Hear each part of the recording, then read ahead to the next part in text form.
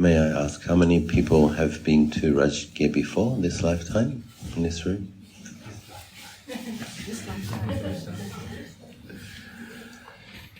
So I was thinking, just in my room, how much more pleasant it is to come to Rajgir now than it was 15, 20, 25 years ago. Coming to Rajgir, first time I came, was many hours of bumpy, swervy, dusty, honking roads. And then coming to the Veluvana, where all of these trees have now grown, most of them had just been planted and hadn't grown yet, and it was a stretch of the imagination to try to imagine it as a beautiful bamboo grove. And then I used to kind of, okay, well I suppose we better sit here because this is where the Buddha taught the Awada Patimokkha. But I never had a nice sit there. I think this was about my eighth visit. And then similarly, going to Nalanda, it's not a very great distance, but bumpy, swervy. By the time you get there, already exhausted. And then these tour guides come and hassle you, and let me be your guide, free, I blah, blah, blah. And coming back, just exhausted. But as a pilgrim, one did one's duty. One went to the site of the Veluvana and to Nalanda. My experience on Vulture's Peak has always been that meditation is peaceful up there, which made the trip to Rajgir worthwhile. But today, sometimes impermanence is a nice thing. Smooth roads, flowing traffic, bamboo trees which have grown. I remember someone telling me 15 years ago that there was some kind of a project to plant 300 species of bamboo, and I remember looking around and I'm like, yeah, good luck. And but it's looking very nice now. And the noise from the village.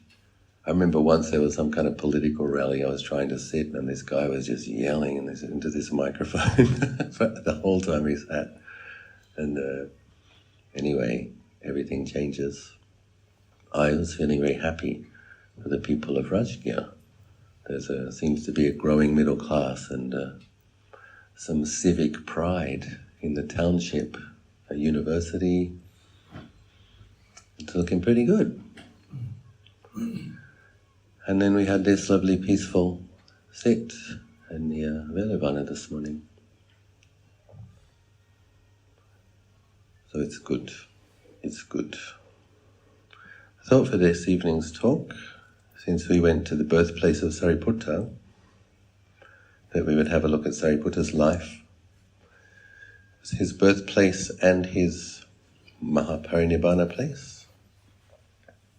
Tomorrow, when we visit Vulture's Peak Mountain, we will also go to the cave where he attained his arahantship. So it's nice to consider these things. I'll just read from the book, The Great Disciples. The quest for the Dhamma, the early life. The story begins at two Brahmanical villages in India called Upatissa and Kolita, which lay not far from the city of Rajagaha. Before our Buddha had appeared in the world, a Brahmin woman named Rupasiri, living in Upatissa village, conceived, and so too, on the same day, at Kolita village, did another Brahmin woman whose name was Mogali. The two families were closely connected, having been friends with one another for 7 generations. From the first day of their pregnancy, the families gave due care to the mothers-to-be, and after 10 months, both women gave birth to boys on the same day. On the name-giving day, Rupasiri's child received the name Upatissa, and he was a son of the foremost family in that village. And for the same reason, Mogali's son was named Kolita. When the boys grew up, they were educated and acquired mastery of all the sciences. Each of them had a following of 500 Brahmin youths, And then when they went to the river or park for sport and recreation, Upatissa used to go with 500 palanquins and Kolita with 500 horse carriages. So that turn of phrase, 500, it just means they had a lot of friends. Sometimes people think it might sound like hyperbole, but that they're born on the same day, conceived on the same day, both have born in the highest families in the village, but I suspect it's true. The two asankhya, incalculable periods plus 100,000 eons that these two great disciples invested in their being the great disciples. You can imagine the incredible sense of working as a team and of synchronizing, of harmonizing. That's exactly what they've been perfecting. So why not in this penultimate life? Now at Rajgir, there was an annual event called the Hilltop Festival. Seats were arranged for both youths and they sat to witness the celebrations. When there was an occasion for laughter, they laughed. When the spectacle was exciting, they became excited. And they paid their fees for the extra shows. In this manner they enjoyed the festival for a second day. On the third day, however, strange thoughts cast their shadows across their hearts, and they could no longer laugh or share in the excitement as they sat there, watching the plays and dances. For just a moment, the spectre of human mortality revealed itself to their inner vision. And once they had caught a glimpse of it, their attitude could never again be the same. For each, this somber mood gradually crystallized into a compelling question. What is there to look at here? Before these people have reached 100 years, they will all be dead. Shouldn't we go seek a teaching of deliverance? It's interesting, isn't it? So they're having fun, they're with their friends, and they have the knowing everyone's going to be dead within 100 years. So where does that come from? We know that Lord Buddha teaches us the Marananusati, the recollection of death. It's one of the meditations taught by Buddhas, skillful to recollect.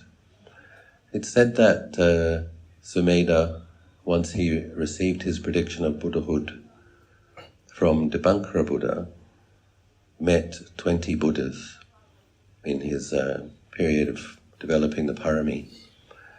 So, for sure, Sariputta and Mahamoggallana have heard the teachings of Buddhas before. And it's an important thing for us as spiritual practitioners, it's an important thing to understand that nibbida, weariness, is a symptom of wisdom. And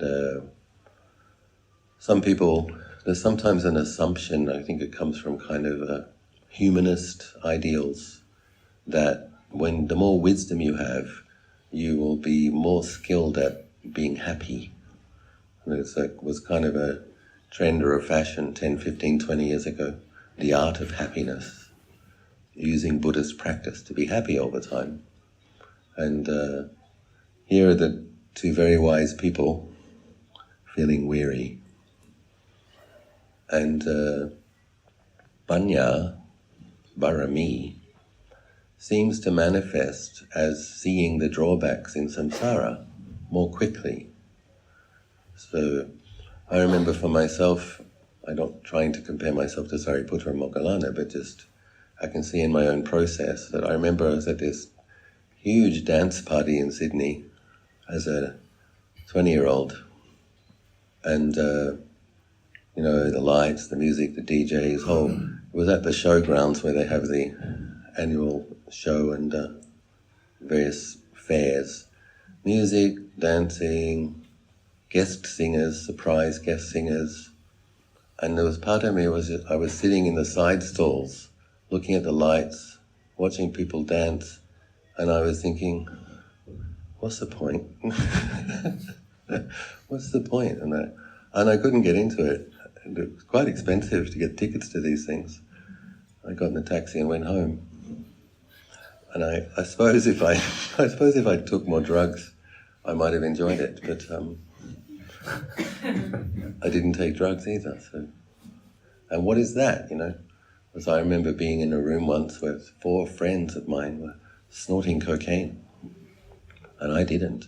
And they were in the same room with the same people, and I'm like, no, I'm not doing that. So I can see in my own life that the habits we make of committing to precepts, listening to wisdom teachings, and contemplating the methods recommended by Lord Buddhas, they gain momentum and they begin to affect people's characters in very profound ways. So if you multiply that by thousands and thousands of lives, you also imagine the merit that Sariputta and Mahamoggallana have accumulated. Why 500 palanquins, 500 carriages? Well, it's like, okay, well, if you've been extremely generous as you could be, for hundreds and thousands, tens of thousands of lives, yeah, this is the kind of thing that's going to happen. It's going to get pretty grand. And India is the kind of place where that could happen because there's a huge gap between the wealthy and the poor. The wealthy are very wealthy, the poor are very poor. So, it was with such thoughts in mind that on this 3rd day, they sat through the festival. Kolita noticed that his friend seemed pensive and withdrawn and asked him, "What is the matter, my dear Upatissa? Today you are not happy and joyous as you were on the other days, but you seem to be troubled about something.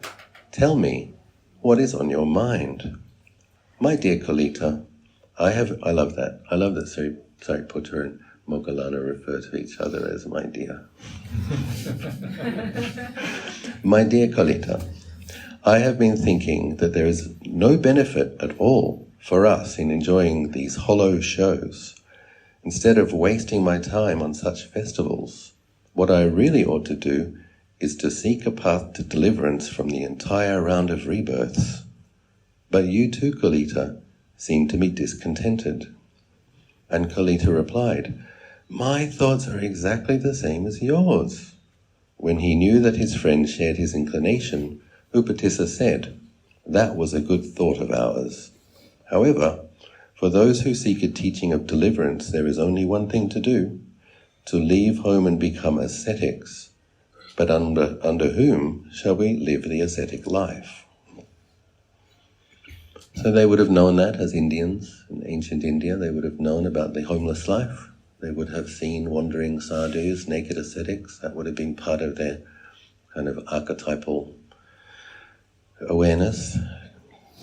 At that time, there lived in Rajgir a wandering ascetic, Paribhajaka.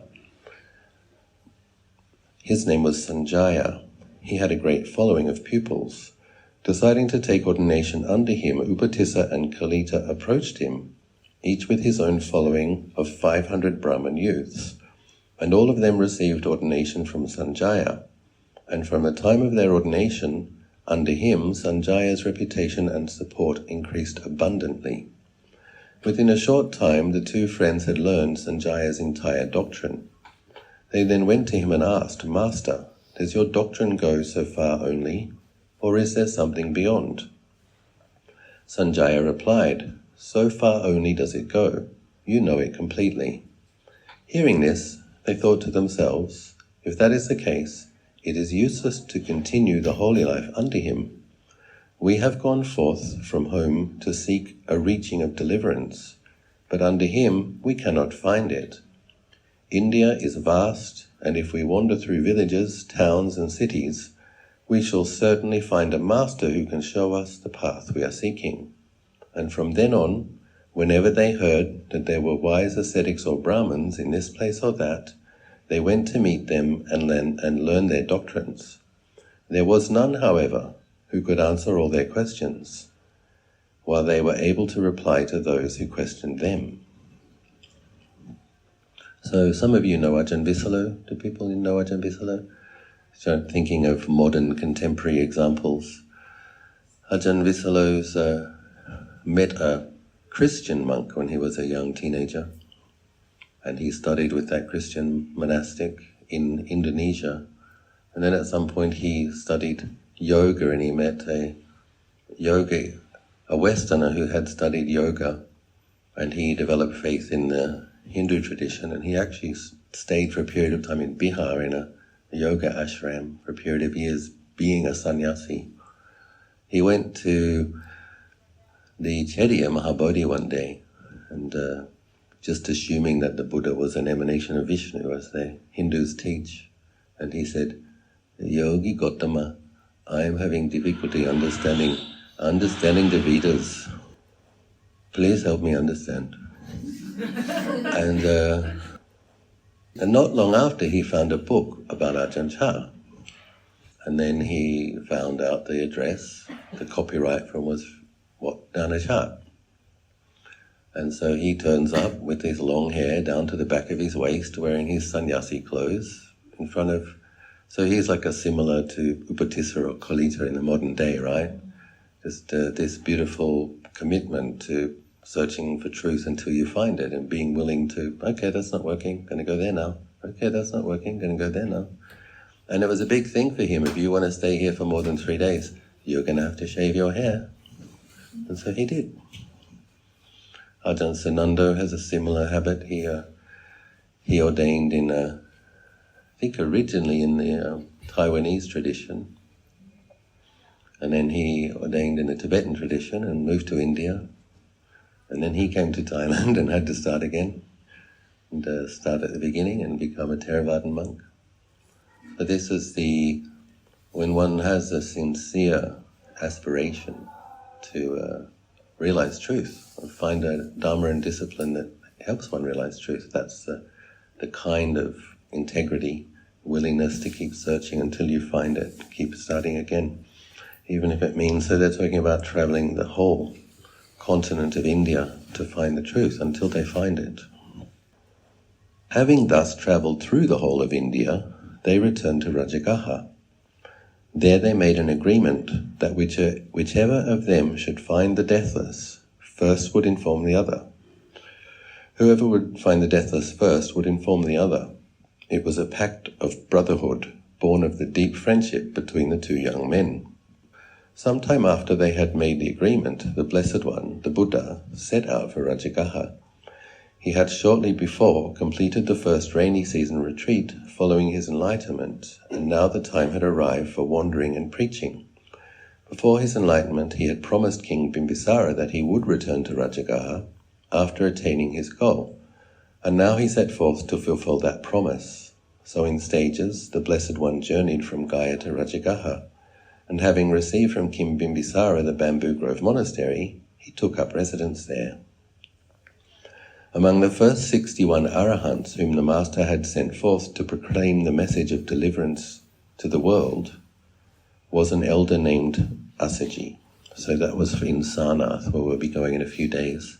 In those days after Lord Buddha taught the first 5 disciples, Yasa came, and then Yasa's friends came, and all these great practitioners became arahants, and Lord Buddha said, go in all directions and spread the Dhamma, proclaim the Dhamma. So among the first 61 was Venerable Assaji, who was among the first 5. Assaji had belonged to the group of 5 ascetics who had attended upon the Bodhisattva while he was engaged in his ascetic practices, and he was also one of the first 5 disciples. One morning, when Assaji was walking on alms round in Rajgir, Upatissa saw him calmly wending his way from door to door, with his bowl in hand. Struck by Assaji's dignified and serene appearance, Upatissa thought, never before have I seen such a monk. He must be one of those who are arahants, or who are on the way to arahantship. Should I not approach him and question him? But then he considered it is not the proper time now for putting questions to this monk, as he is going for alms through the streets. I had better follow behind him after the manner of supplicants. He did so. And then, when the elder had finished his alms round and was seeking a quiet place to eat his meal, Upatissa spread out his own sitting cloth and offered the seat to the elder. The elder Assaji sat down and took his meal, after which Upatissa served him with water from his own water container, and in this way performed towards Asaji the duties of a pupil to a teacher. After they had exchanged the usual courteous greetings, Upatissa said, "Serene are your features, friend, pure and bright is your complexion. Under whom have you gone forth as an ascetic? Who is your teacher, and whose doctrine do you profess?" Asaji replied, "There is, friend, a great recluse, a scion of the Sakyas, who has gone forth from the Sakya clan. I have gone forth under him, the Blessed One. That Blessed One is my teacher, and it is his Dhamma that I profess." "What does the Venerable One's master teach? What does he proclaim?" Questioned thus, the elder Asaji thought to himself, "These wandering ascetics are opposed to the Buddha's teaching. I shall show him how profound his teaching is." So he said, "I am but new to the training, friend. It is not long since I went forth from home, and I came but recently to this doctrine and discipline. I cannot explain the Dharma in detail to you." The wanderer replied, "I am called Upatissa, friend. Please tell me according to your ability, be it much or little. It will be my task to penetrate its meaning by way of 100 or 1,000 methods." And he added, "Be it little or much that you can tell, the meaning only, please proclaim to me. To know the meaning is my sole desire. Of no use to me are many words." In response, the elder Asaji uttered this stanza, "Of those things that are arisen from a cause, the Tathagata has told the cause, and also what their cessation is. This is the doctrine of the great recluse." Upon hearing the first two lines, there arose in the wanderer Upatissa the dust-free, stainless vision of the Dhamma, the first glimpse of the deathless, the path of stream entry, and to the ending of the last two lines, he already listened as a stream enterer. It's pretty impressive, isn't it? Of those things that arise from a cause, the Tathagata has told the cause. So, causation, dependent co-arising, the nature of conditions. As the one who is going to be foremost in wisdom, equal to the Buddha in wisdom, Sariputta has heard millions of wisdom teachings. He's trained with Buddhas. He's trained with the Bodhisattva that became the Buddha. The reason he didn't penetrate earlier was because he had this vow. He was going to attain at this time so that he could serve the Buddha and benefit a great number of beings. So wonderful. That person's so right. That 2 lines. Okay. It's really cool. They make it look so easy in the last life. Upon hearing the first 2 lines, he became a stream enterer. He listened to the last 2 as a stream enterer.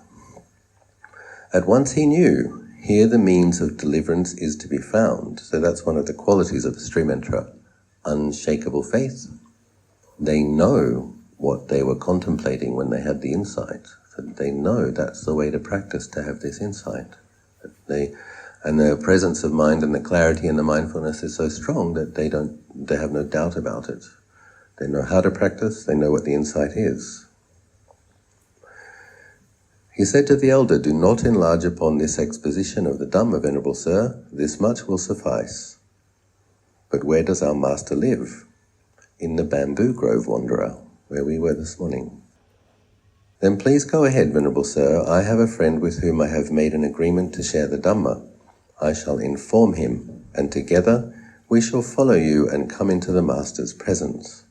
Upatissa then prostrated himself at the elder's feet and went back to the park of the wanderers. Kolita saw him approaching and immediately knew, "Today my friend's appearance is quite changed. Surely he must have found the deathless." And when he inquired, Upatissa replied, "Yes, friend, the deathless has been found." He told him all about his meeting with the elder Asaji, and when he recited the stanza he had heard, Kolita too was established in the fruit of stream entry. "Where, my dear, does the master live?" he asked. "My dear." Stream enterers talking to stream enterers.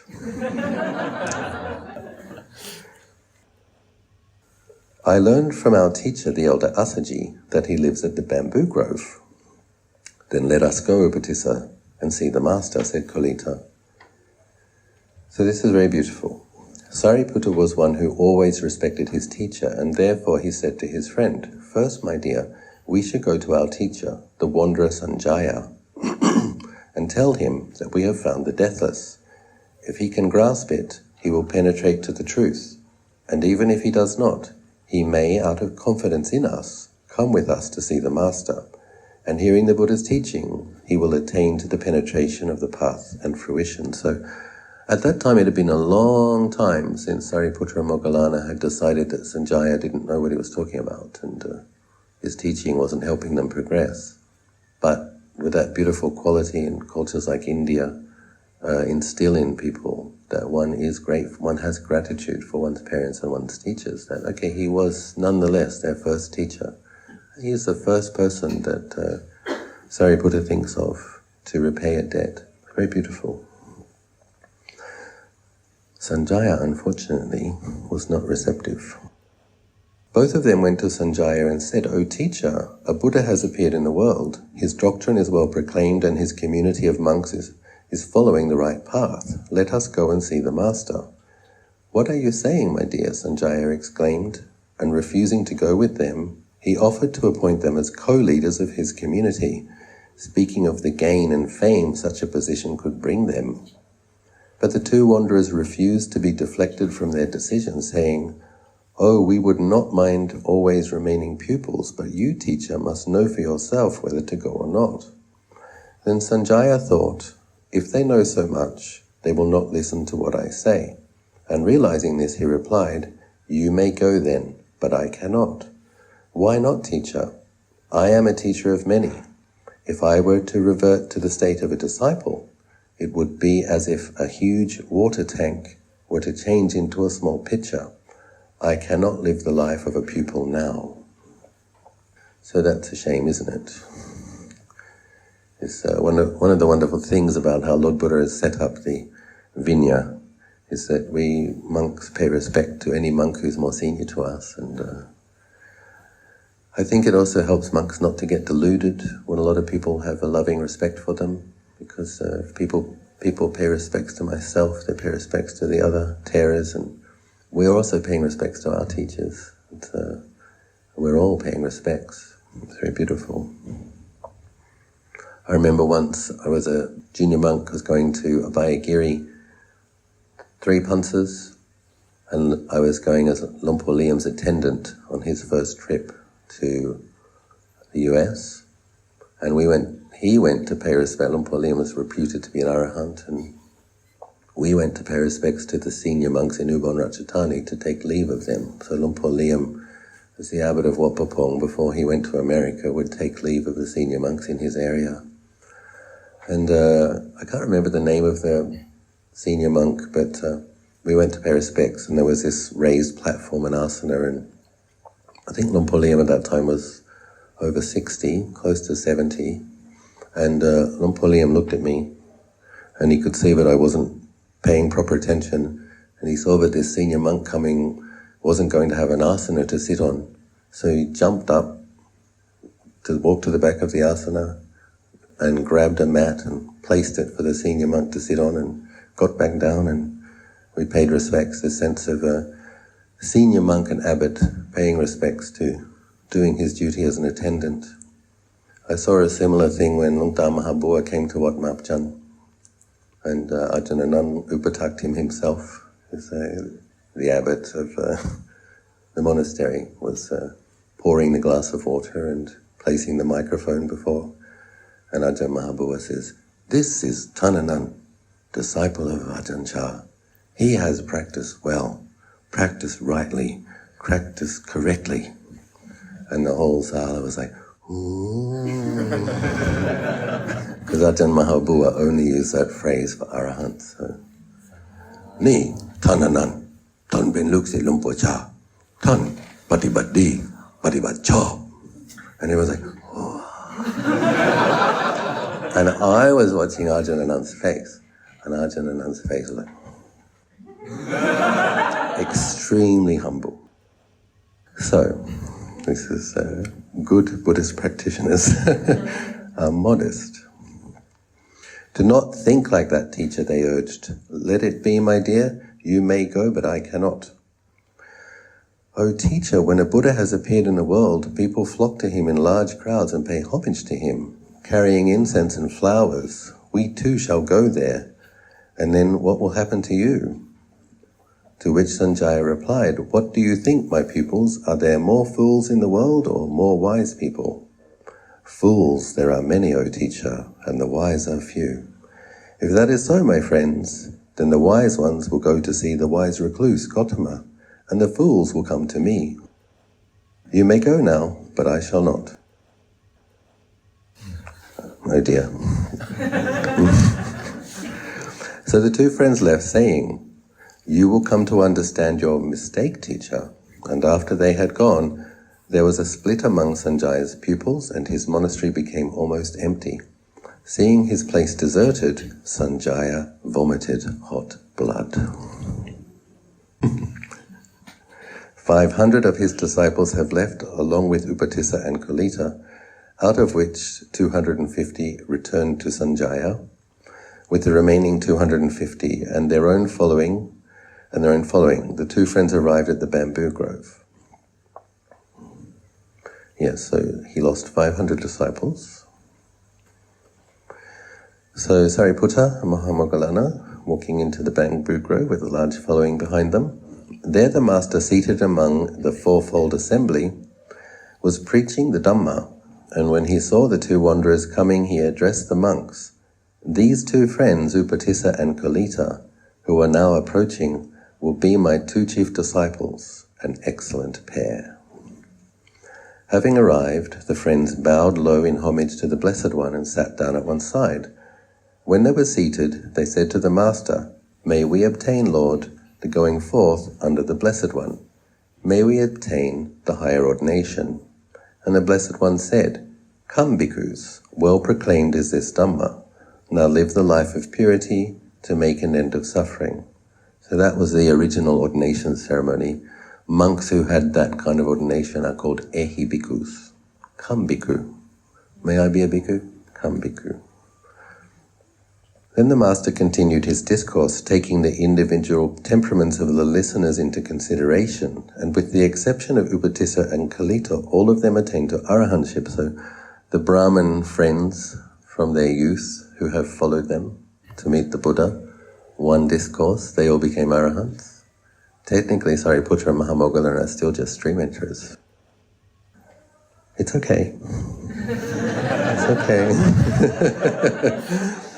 On that occasion, the two friends did not attain the higher paths and fruits. For them, a longer period of preparatory training was needed in order that they could fulfill their personal destiny, that is, serving as the Blessed One's chief disciples.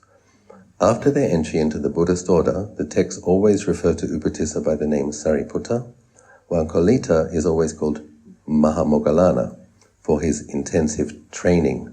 Moggallana went to live at a village near Magadha named Kalawalaputta, on which he depended for alms. On the 7th day after his ordination, when he was engaged in intense meditation, he was troubled by fatigue and torpor. I always like to point this out to people. The monk foremost in psychic powers, equal to the Buddha in psychic powers, was having some challenges with sloth and torpor. So next time you're feeling sleepy, don't give up. You might be almost about to be an arahant.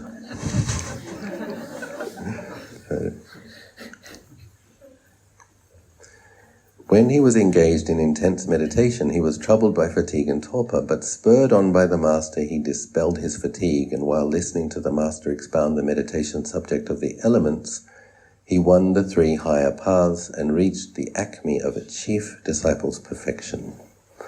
But the Venerable Sariputta continued to stay near the Master at a cave called the Boar's Shelter, depending on Rajgir for his alms. Half a month after his ordination, the Blessed One gave a discourse to Sariputta's nephew, the wandering ascetic Dighanakha. Sariputta was standing behind the Master, fanning him, While listening to the discourse and following it attentively with his mind, as though sharing the food prepared for another, Sariputta reached the acme of knowledge pertaining to a disciple's perfection and attained to arahantship, together with the four analytical knowledges, patisambhida jnana. His nephew, at the end of the sermon, was established in the fruit of stream entry. So tomorrow we will have the good fortune to pay respects in that cave, where Sariputta attained final deliverance, listening to the sermon given to Diganaka. Does anybody know what Diganaka means? Long fingernails. In the sect that he was part of, the ascetics grew their fingernails. Now it may be asked, did not Sariputta possess great wisdom? And if so, why did he attain arahantship later than Moggallana? The answer, according to the commentaries, is because of the greatness of the preparations required. When poor people want to go anywhere, they take to the road at once, but in the case of kings, extensive preparations must be made, and thus require time. And so too is it in order to become the first chief disciple of a Buddha. On that same day, when the evening shadows had lengthened, the master called his disciples to assembly and bestowed upon the two elders the rank of chief disciples. And at this, some monks were displeased and murmured among themselves. The master should have given the rank of chief disciple to those who were ordained first, that is, the group of 5 disciples, or if not to them, then either of the group of 55 bhikkhus headed by Yasa, or to the 30 of the auspicious groups, or else to the 3 Kassapa brothers. But passing over all these great elders, he has given it to those whose ordination was the very last of all. The master inquired about the subject of their talk. When they told him, he said, I do not show preference, but give to each what he has aspired to. When, for instance, Anya Kondanya, in a previous life, gave alms 9 times during a single harvest, he did not aspire to chief discipleship. His aspiration was to be the very first to penetrate to the highest state, arahantship, and so it came about. But many eons ago, at the time of the Buddha Anumodasi, Sariputta and Moggallana made the aspiration for chief discipleship, and now the conditions for the fulfillment of their aspirations have ripened. Hence I have given them just what they aspired to, and did not do so out of preference. You would think that the monks who had faith in the Buddha would trust him on this, wouldn't you? But I think it's attachment to doing the things the right way, giving respect to seniority.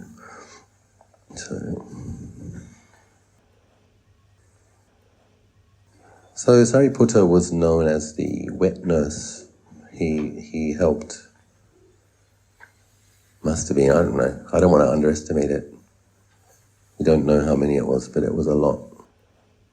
A lot of people became stream enterers, and I would say at least hundreds of thousands. Yeah, because it's like 45 years of teaching. The Buddha was teaching for 45 years, and it's a lot. And I think more under Mahamoggallana, because Mahamoggallana would have been teaching the Devas as well.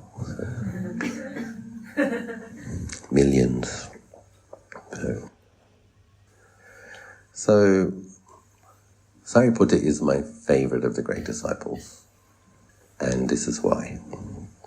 The helper. Among the bhikkhus, Sariputta was outstanding as one who helped others. In the Devadaha Sutta, the Buddha himself said of his great disciple, Sariputta Bhikkhus is wise and a helper of his fellow monks. The commentary in explanation of these words refers to a traditional distinction among the ways of helping others.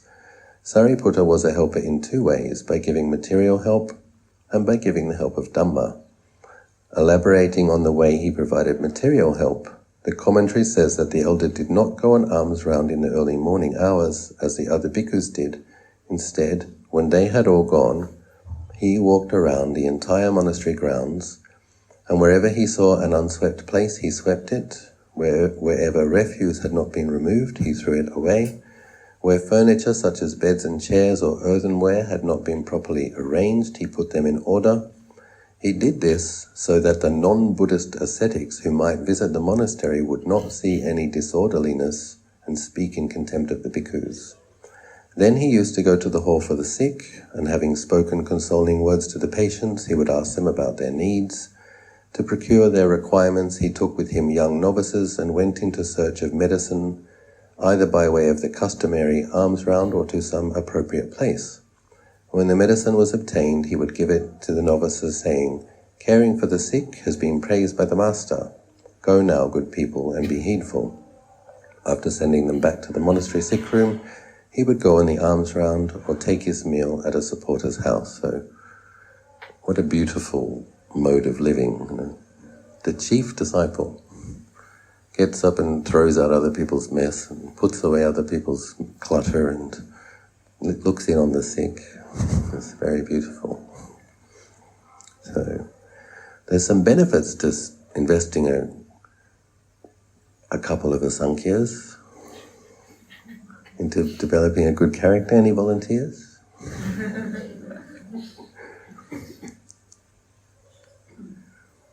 The above was his routine when staying for some time at a monastery, but when going on a journey on foot with the Blessed One, he did not walk at the head of the procession, shod with sandals and umbrella in his hand as one who thinks, "I'm the chief disciple."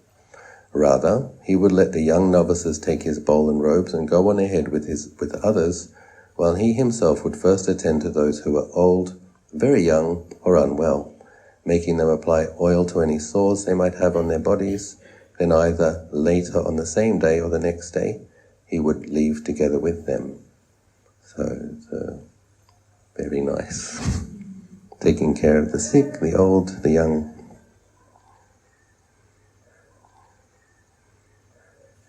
So Sariputta gave a sermon on the sick bed of Anathapindika, the chief male patron in Savatthi. In this course given when Anathapindika was afflicted by such severe pain that he felt as if his head was being crushed, Sariputta consoled the great lay disciple by reminding him that as a stream enterer, he was utterly free of the bad qualities that lead to rebirth in states of woe, and that he possessed the 4 factors of stream entry: unwavering confidence in the Buddha, the Dhamma, and the Sangha, the virtues dear to the noble ones. Moreover, he was securely established in the Noble Eightfold Path, and thus was certain to reach the fruits of the path, enlightenment, and deliverance. As Anathapindika listened to him, his pain subsided, and right on the spot he recovered from his illness.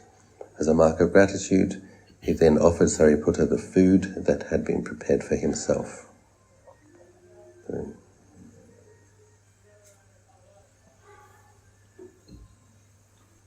The Dhammapada commentary records an incident that epitomizes still another outstanding trait of the chief disciple, his patience and forbearance.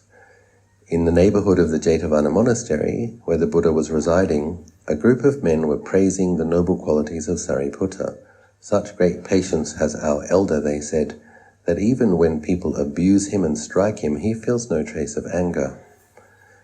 "Who is this that never gets angry?" the question came from a Brahmin, a holder of false views, and when they told him, "It is our elder Sariputta," he retorted, "That must be because nobody has ever provoked him." "That is not so, Brahman," they replied. "Well then, I will provoke him to anger." "Provoke him to anger if you can," the monk said. "Leave it to me," said the Brahmin. "I know just what to do." When the Venerable Sariputta entered the city on his alms round, the Brahmin approached him from behind and gave him a tremendous blow on the back. "What was that?" said Sariputta, and without so much as turning to look, he continued on his way. The fire of remorse leapt up in every part of the Brahmin's body. Prostrating himself at the elder's feet, he begged for pardon. Sariputta asked, "For what?" "To test your patience, I struck you," the penitent Brahmin replied. "Very well, I pardon you." "Venerable sir," the Brahmin said, "if you are willing to pardon me, please take your food at my house." When the elder silently consented, the Brahmin took his bowl and led him to his house, where he served him a meal. So he just whacked him on the back of the "Come for a meal." "All right." But those who saw the assault were enraged. They gathered at the Brahmin's house, armed with sticks and stones, ready to kill him. When Sariputta emerged, accompanied by the Brahmin carrying his bowl, they cried out, "Venerable Sir, order this Brahmin to turn back." "Why?" lay disciples asked the elder, who was literally not hanging on to any perception of grudge. They replied, "The man struck you, and we are going to give him what he deserves." "But what do you mean? What is it you mean that he struck?" "It was you, Venerable Sir." "Well, if it was me he struck, he has begged my pardon. Go your way." And so, dismissing the people and permitting the Brahmin to return, the great elder calmly made his way back to the monastery. The Venerable Sariputta's humility was as great as his patience. He was willing to receive correction from anyone, not only with submission but with gratitude. It is told in the commentary that once, through momentary negligence, a corner of the elder's underrobe was hanging down, and a 7-year-old novice, seeing this, pointed it out to him. Sariputta stepped aside at once and arranged the garment in the proper way, and then he stood before the novice with folded hands, saying, "Now is it correct, teacher?" So, it's very nice. So I'm going to go to the passing away now, because I've been talking for a while and it's late, but it's a great ending. Trying to teach his mum. There's a later inner sutta, the Buddha questions Sariputta how it was possible that he didn't get angry. And because he was possessed of the 4 foundations of mindfulness all the time, he never conceived that he was a self that was abused. There was just the knowing of feeling as feeling, form as form, and no perceptions of he abused me, he hit me, even arose in his mind. So that when that guy begged for sorry, he's literally saying, "For what?" Because it was just a feeling that arose and ceased. It wasn't, he didn't perceive it as a being who was struck. So there was nothing to forgive. But it was a very bad karma, because the person who hit him had not yet gone beyond karma. You see, the karma was going to ripen very fast. All these people coming, "We're going to kill you." I don't recommend whacking arahants if you can avoid it.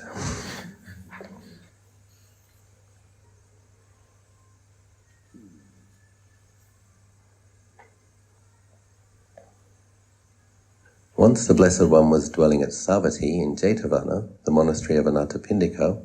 At that time the Venerable Sariputta was at Nalaka village in the Magadha country. He was sick, suffering, gravely ill. The novice Chunda was his attendant. The Venerable Sariputta passed away through that very illness.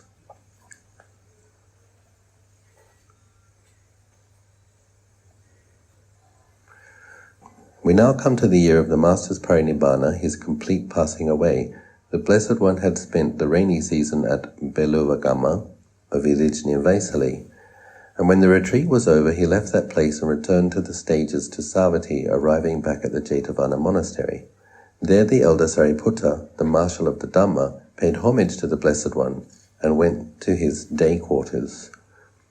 When his own disciples had saluted him and left, he swept the place and spread his leather mat. Then, having rinsed his feet, he sat down cross-legged and entered into the fruition attainment of arahantship.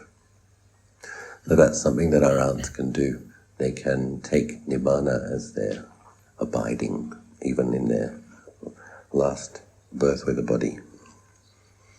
At a time predetermined by him, he arose from the meditation, and this thought occurred to him: do the enlightened ones pass away in final nibbana first, or do their chief disciples do so? And he saw that it is the chief disciples who pass away first. Thereupon he considered his own life force and saw that its residue would sustain him for only 1 more week.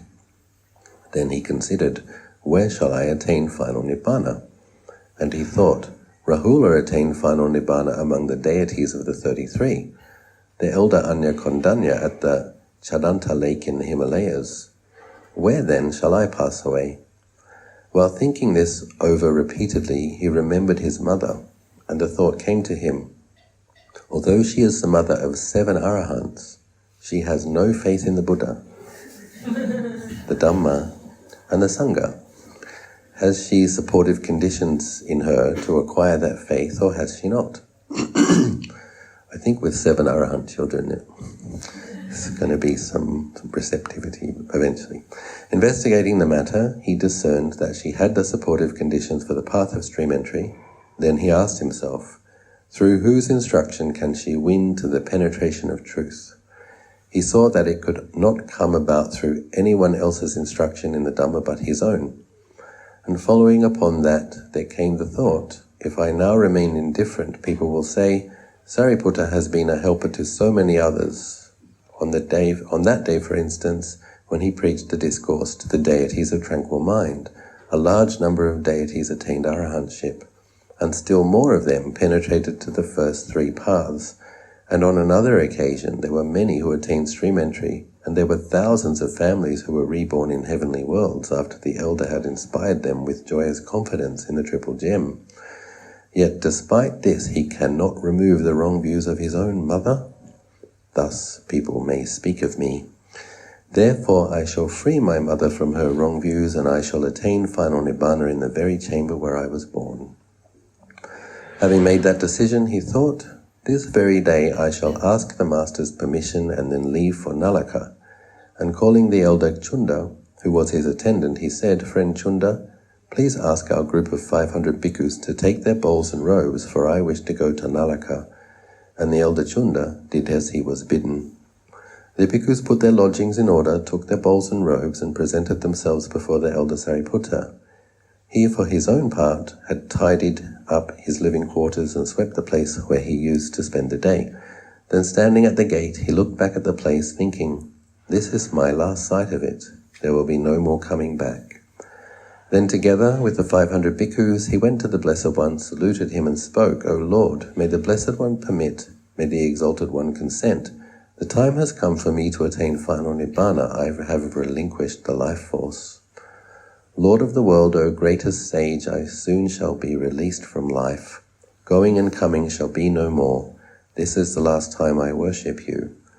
Short is the life that now remains to me, but 7 days from now, and I shall lay this body down, throwing the burden off. Grant it, O Master, give permission, Lord. At last the time has come for my nibbana. Now I have relinquished the will to live. Now says the text, the Enlightened One, if the Enlightened One were to have replied, you may attain final nibbana, hostile sectarians would say that he was speaking in praise of death, and if he replied, do not attain final nibbana, they would say that he extolled the continuation of the round of existence. Therefore the Blessed One did not speak in either way, but asked, where will you attain final nibbana? Sariputta replied, in the Magadha country, in the village called Nalaka, in the chamber where I was born. Then the Blessed One said, do Sariputta what you think timely, but now your elder and younger brethren in the Sangha will no longer have the chance to see a bhikkhu like you. Give them one last discourse on the Dhamma. The great elder then gave a discourse in which he displayed all his wondrous powers, rising to the loftiest heights of truth, descending to mundane truth, rising again and again, descending. He expounded the Dhamma directly and with similes, and when he had ended his discourse, he paid homage at the feet of the Master.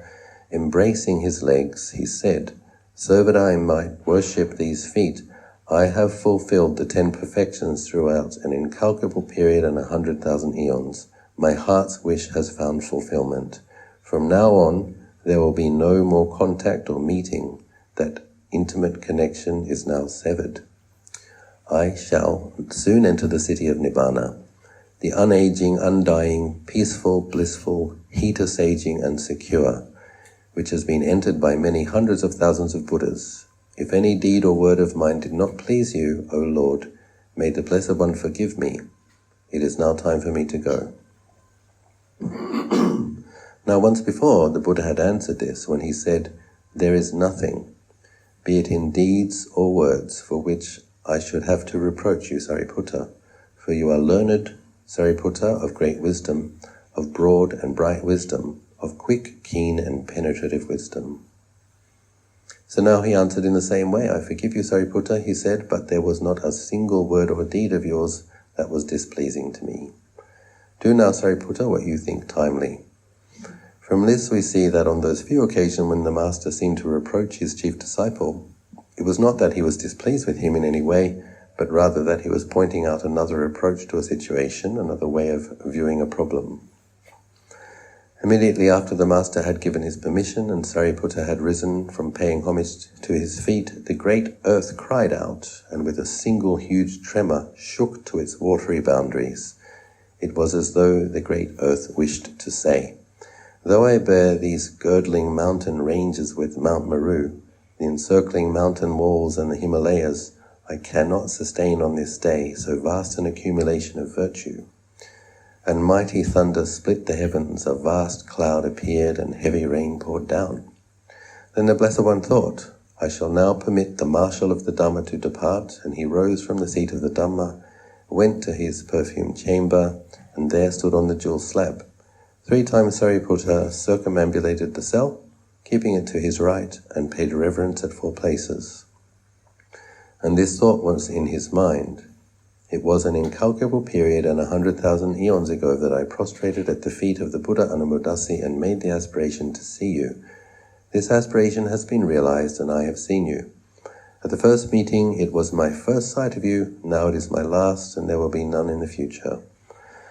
And with raised hands joined in salutation, he departed, going backwards until the Blessed One was out of sight. And yet again, the great earth, unable to bear it, trembled to its watery boundaries. So there are these instances where the Bodhisattva descends to the earth and it says a great earthquake occurs, and then there's the Enlightenment and another one occurs, and then there's the relinquishing of the life force and another occurs. And so it's not like an earthquake as we understand it. It's like the whole world moves. And the power of the merit of that these beings have accumulated, it doesn't cause buildings to fall down. But there is a oh, what's that? Yeah.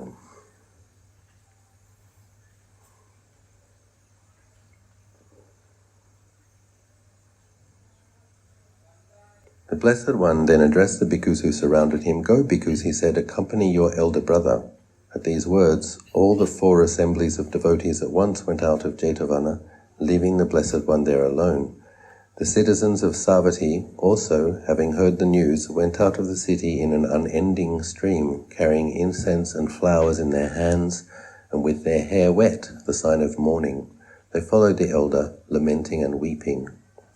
Sariputta then admonished the crowd, saying, "This is a road that none can avoid," and asked them to return. And to the monks who had accompanied him he said, "You may turn back now, do not neglect the Master." Thus he made them go back. And with only his own group of disciples he continued on his way. Yet still some of the people followed him, lamenting, "Formerly our noble monk went on journeys and returned, but this is a journey without return." To them the elder said, "Be heedful, friends, of such nature indeed are all things that are formed and conditioned," and he made them turn back. During the journey, Sariputta spent one night wherever he stopped, and thus for 1 week he favoured many people with the last sight of him. Reaching Nalaka village in the evening, he stopped near a banyan tree at the village gate. It happened that at the time a nephew of the elder, Uparavata by name, had gone outside the village, and there he saw Sariputta. He approached the elder, saluted him, and remained standing. The elder asked him, "Is your grand aunt at home?" "Yes, Venerable Sir," he replied. "Then go and announce our coming," said the elder, "and if she asks why I have come, tell her that I shall stay in the village for 1 day, and ask her to prepare my birth chamber and provide lodgings for 500 bhikkhus." Uparavata went to his grandaunt and said, "Grandaunt, my uncle has come." "Where is he now?" she asked. "At the village gate." "Is he alone, or has someone else come with him?" "He has come with 500 bhikkhus." And when she asked him, "Why has he come?" he gave her the message the elder had entrusted to him. Then she thought, "Why does he ask me to provide lodgings for so many? After becoming a monk in his youth, does he want to be a layman again in his old age?" But she arranged the birth chamber for the elder and lodgings. The bhikkhu had torches lit and sent for the elder. Sariputta, accompanied by the bhikkhus, then went up to the terrace of the house and entered his birth chamber. After sitting down, he asked the bhikkhus to go to their quarters. They had hardly left when a grave illness and dysentery fell upon the elder, and he felt severe pains. When one pail was brought in, another was carried out. The Brahmin woman thought, "The news of my son is not good," and she stood leaning by the door of her own room. And then it happened, the text tells us, that the four great divine kings asked themselves, where may he now be dwelling, the marshal of the Dhamma? And they perceived that he was at Nalaka, in his birth chamber, lying on the bed of his final passing away. "Let us go for a last sight of him," they said. When they reached the birth chamber, they saluted the elder and remained standing. "Who are you?" asked the elder. "We are the great divine kings, Venerable Sir." "Why have you come?" "We want to attend on you during your illness." "Let it be," said Sariputta. "There is an attendant here, you may go." When they had left, there came in the same manner Saka, the king of the Devas, and after him Mahabrahma, and all of them the elder dismissed in the same way. The Brahmin woman, seeing the coming and going of these deities, asked herself, "Who could they have been who paid homage to my son and then left?" And she went to the door of the elder's room and asked the Venerable Chunda for news about the elder's condition. Chunda conveyed the inquiry to the elder, telling him, "The great Upasika has come." Sariputta asked her, "Why have you come at this unusual hour?" "To see you, dear," she replied. "Tell me, who were those who came first?" "The four great divine kings, Upasika." "Are you then greater than they?" she asked. "They are like temple attendants," said the elder. Ever since our master took rebirth, they have stood guard over him with swords in hand." "After they had left, who was it that came then, dear?" "It was Saka, king of the Devas." "Are you then greater than the king of the Devas, dear?" "He is like a novice who carries a bhikkhu's belongings," answered Sariputta. "When our master returned from the heaven of the 33, Saka took his bowl and robe and descended to earth together with him. And when Saka had gone, who was it that came after him, filling the room with his radiance?" "Upasika, that was your own Lord and Master Mahabrahma." "Then are you greater, my son, even than my Lord Mahabrahma?" "Yes, Upasika. On the day when our master was born, it is said that 4 Mahabrahmas received the great being in a golden net." Upon hearing this, the Brahmin woman thought, "If my son's power is such as this, what must be the majestic power of my son's master and Lord?" And while she was thinking this, suddenly rapture and joy arose in her, suffusing her entire body. The elder thought, "Rapture and joy have arisen in my mother. Now is the time to preach the Dhamma to her." And he said, "What was it you were thinking about, Upasika?" "I was thinking," she replied, "if my son has such virtue, what must be the virtue of his master?" Sariputta answered, "At the moment of my master's birth, at his great renunciation of worldly life, on his final attaining enlightenment, and at his first turning of the wheel of Dhamma wheel, on all these occasions the 10,000-fold world system quaked and shook. None is there who equals him in virtue, in concentration, in wisdom, in deliverance, and in the knowledge and vision of deliverance." And he then explained to her in detail the words of homage. "Such indeed is that blessed one, it be so." And thus he gave her an exposition of the Dhamma, basing it on the virtues of the Buddha. When the Dhamma talk given by her beloved son had come to an end, the Brahmin woman was firmly established in the fruit of stream entry, and she said, like any good mother should, "Oh, my dear Upatissa, why did you act like that? Why, during all these years, did you not bestow on me this ambrosial knowledge of the deathless?" The elder thought, "Now I have given my mother, the Brahmin woman, Rupasari, the nursing fee for bringing me up. This should suffice." And he dismissed her with the words, "You may go now, Upasika." When she was gone, he asked, "What is the time now, Chunda?" "Venerable Sir, it is early dawn." And the elder said, "Let the community of bhikkhus assemble." When the bhikkhus had assembled, he said to Chunda, "Lift me up to a sitting position, Chunda," and Chunda did so. Then the elder spoke to the bhikkhus, saying, "For 44 years I have lived and travelled with you, my brethren. If any deed or word of mine was unpleasant to you, forgive me, brethren." And they replied, "Venerable Sir, you have never given us the least displeasure, although we have followed you inseparably like your shadow. But may you, Venerable Sir, grant forgiveness to us." After that, the elder gathered his large robe around him, covered his face, and lay down on the right side. Then, just as the master who was to do at his own parinibbana, he entered into the 9 successive attainments of meditation in forward and reverse order, and beginning again with the first absorption, he led his meditation up to the 4th absorption, and at that moment, after he had entered it, just as the crest of the rising sun appeared over the horizon, he utterly passed away into the Nibbana element without residue.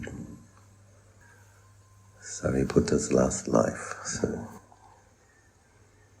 So we went to the place where he was born and passed away, and we paid respects to the stupa, where we believe his relics may still be. Tomorrow we will go to the place where he attained his arahantship. So Rajgir for me is a Sariputta pilgrimage. And of course, Lord Buddha lived on Vulture's Peak. It's also a Lord Buddha puja. The way they've arranged that they have the Buddha's kuti on top of Vulture's Peak mountain. They have a little, like a square. This is where the Buddha's kuti was. And there's a little smaller one on the same level that was under his attendant's kuti.